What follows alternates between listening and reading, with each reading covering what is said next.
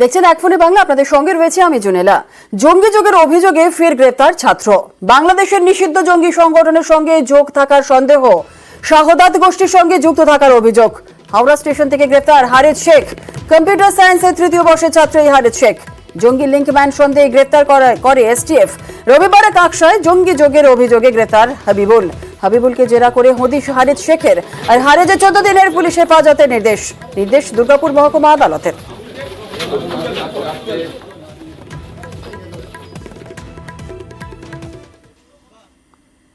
আসি পরবর্তী খবরে। এলাকা দখলকে ঘিরে গোষ্ঠীর সংঘর্ষ। পানিহাটির সোদপুরে দুই গোষ্ঠীর মধ্যে সংঘর্ষ। আগ্নেয়াস্ত্র লাঠি নিয়ে দুষ্কৃতীদের হামলা। সোদপুরের সংঘর্ষে আহত হয়েছেন একজন। পানিহাটি পৌরসভার 15 নম্বর ওয়ার্ডের ঘটনা। আমাদের সঙ্গে রয়েছেন আমাদের প্রতিনিধি সুবীরের কাছ থেকে একটু বিস্তারিত জেনে নেব। সুবীর, ঘটনার সূত্রপাত, সংঘর্ষের সূত্রপাতটি কোন জায়গায়, কি হয়েছিল?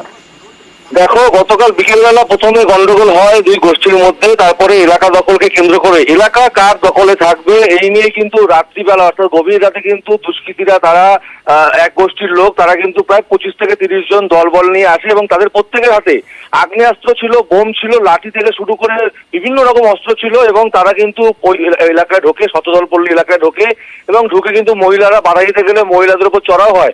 একজন মহিলা যখন সেই আগ্নেয়াস্ত্র ছিনিয়ে নিতে যায় তখন কিন্তু তারা সেখান থেকে আগ্নেয়াস্ত্র দেখিয়ে সেখান থেকে কিন্তু তারা পালিয়ে চলে যায় এবং এই ঘটনায় কেন্দ্র করে এলাকায় উত্তেজনা তৈরি হয়। পরিস্থিতি নিয়ন্ত্রণে আনতে ঘটনাস্থলে খড়দহ থানার পুলিশ এবং কেন্দ্রীয় বাহিনী ঘটনাস্থলে আসে। এখনো পর্যন্ত এই ঘটনায় একজন আহত হয়েছে এবং এখনো পর্যন্ত এই ঘটনায় পুলিশ কাউকে গ্রেফতার করতে পারেনি। গোটা ঘটনা তদন্ত শুরু করেছে খড়দহ থানার পুলিশ। বেশ, ধন্যবাদ।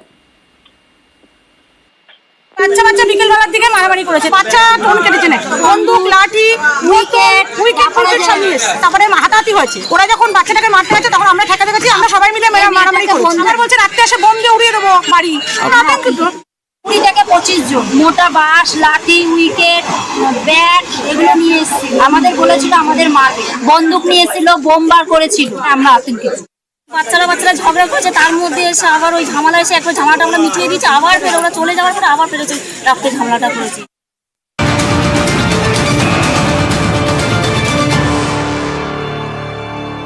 একটি পথ দুর্ঘটনার খবরের দিকে। ভাঙড়ের দুর্ঘটনা। পিকআপ ভ্যান দ্রুত যাওয়ার সময় বিদ্যুতের খুঁটিতে ধাক্কা। কাঁঠাল ভর্তি পিকআপ ভ্যান দুর্ঘটনায় আহত হলেন এক ব্যক্তি।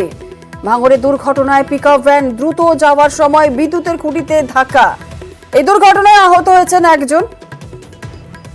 আমাদের সঙ্গে রয়েছেন আমাদের প্রতিনিধি কল্যাণ, আরো বিস্তারিত বলবে। কল্যাণ, প্রত্যক্ষদর্শীরা কি বলছেন, কিভাবে দুর্ঘটনা ঘটলো?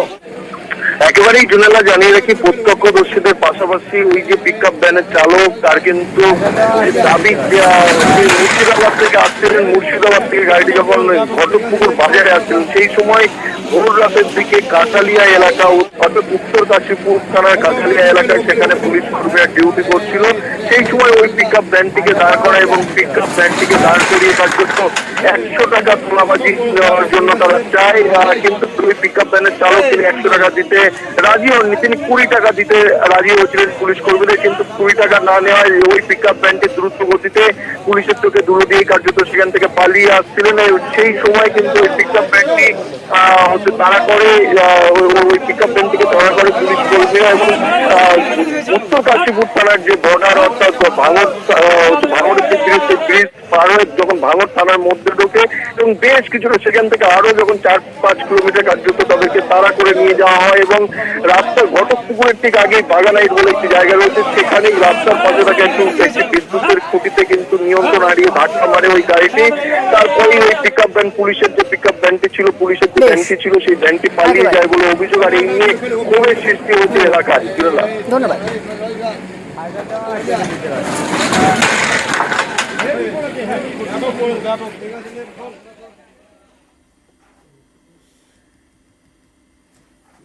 ফুটপাত দখল করে সারি সারি দোকান, আর এই নিয়ে মুখ্যমন্ত্রী তুলোধনা করেছেন।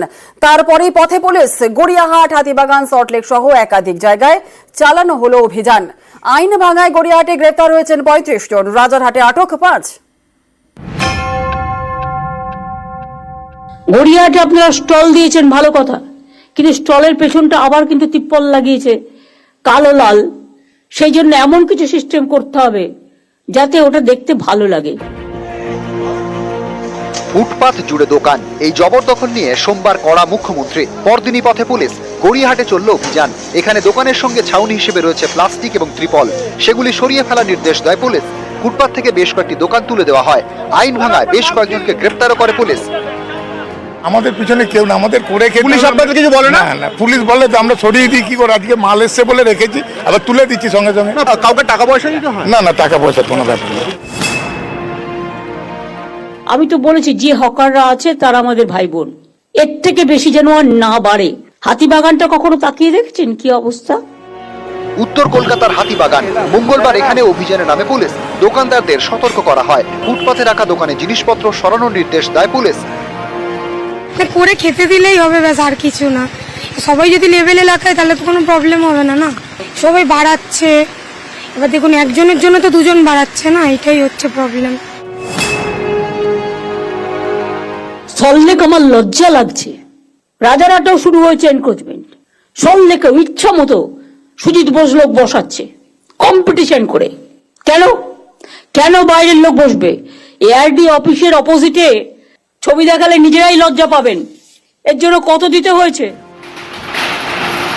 সল্টলেক সেক্টর 3 এখানকার কেবি মার্কেটের কাছে ফুটপাথে রয়েছে বেশ কিছু অস্থায়ী দোকান। মঙ্গলবার এখানে অভিযানের নামে বিধাননগর পুরসভা ও বিধাননগর সাউথ থানার পুলিশ 8 মোহর নিয়ে দোকান ভেঙে দেওয়া হয়। আমি পরশুদিন আসছিলাম ওয়েবেলের কাজ দিয়ে, দেখলাম কত দোকান বসে গেছে, সব আউটসাইডার। কিনে খাচ্ছে, বাড়ির সামনে পাচ্ছে, এটা ভালো, কিন্তু দেখতে কি ভালো লাগছে? ডার্টি করে রেখে দিয়েছে জায়গাটা। কেন একটা খাওয়ার জন্য একটা নতুন জোন করছেন না আপনারা? সল্টলেকের সেক্টর 5 এখানকার কলেজ মোড়, টেকনোপলিশ মোড় সহ একাধিক জায়গায় এদিন পুলিশি অভিযান চলে। দোকানদারদের সতর্ক করা হয়।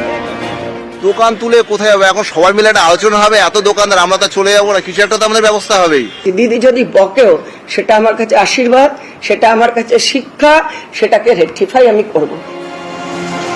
রাজারহাট বাজারেও এদিন যায় পুলিশ, বেশ কয়েকটি দোকান বন্ধ করে দেয়। কাজে বাধা দেওয়ায় কয়েকজনকে আটকও করা হয়। এটা এসএসকেএম হাসপাতালের মেন গেট। এই গেটের উল্টো দিকে ফুটপাতেও রয়েছে বেশ কিছু দোকান। এই দোকানগুলির প্লাস্টিকের ছাউনি খুলে দেয় পুলিশ, করে মাইকিং। এদিন নিউ মার্কেটেও অভিযান চালায় পুলিশ। ফুটপাত থেকে তুলে দেয় একাধিক দোকান, কয়েকজন দোকানদারকে আটকও করা হয়। নিউজ 18 বাংলা। নদীতে আর্থমুভার নামিয়ে গতিপথ বদলের চেষ্টা।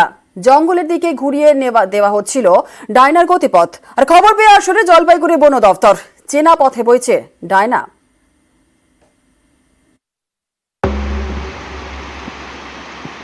জলপাইগুড়ির ডায়না নদী, লাগাতার বৃষ্টিতে জল বেড়েছে। এর মধ্যে ডায়নার গতিপথ বদলের চেষ্টা। নদীতে নামানো হয় আর্থ মুভার। পাহাড়ি খরস্রোতা নদী ডায়না। নদীর নিচে পাথরের ওপরেই নজর অসাধু ব্যবসায়ীদের, তাই নদীর গতিপথ বদলের চেষ্টা। ভুটান পাহাড় থেকে বয়ে আসে ডায়না, পাশেই ডায়না রিজার্ভ ফরেস্ট। গতিপথ বদলের জেরে জঙ্গলের দিকে চলে যাচ্ছে ডায়না। এর ফলে জঙ্গল প্লাবিত হওয়ার আশঙ্কা, বন ও বন্যপ্রাণের ক্ষতির আশঙ্কা। ডায়না নদীতে যে পোকলিন আর জিসিপির দ্বারা কে বা কারা নদীর গতিবিধিটাকে চেঞ্জ করছে, এবং এই গতিবিধিটা চেঞ্জ হলে ঠিক ডায়নার জঙ্গলে জলের স্পিডটা ডায়নার জঙ্গলের দিকে যাবে।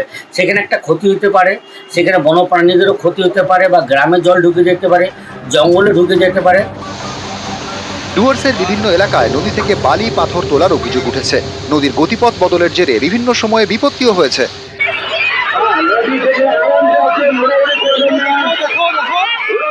2022 সালের অক্টোবরে জলপাইগুড়ির মাল নদীতে বড় বিপর্যয় ঘটে। হড়পাবানে অনেকের প্রাণ যায়।